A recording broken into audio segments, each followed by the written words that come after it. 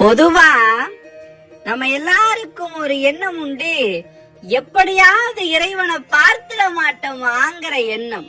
அதுக்கு ஒரு எளிமையான வழி உண்டு.